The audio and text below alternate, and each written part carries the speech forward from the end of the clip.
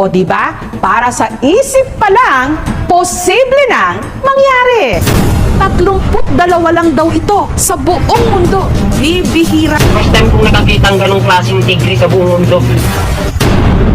Sa bakuran lang daw ni Mario sa Pililla Rizal ang kanyang lucky charm. Walang iba kundi mga tigre mismo.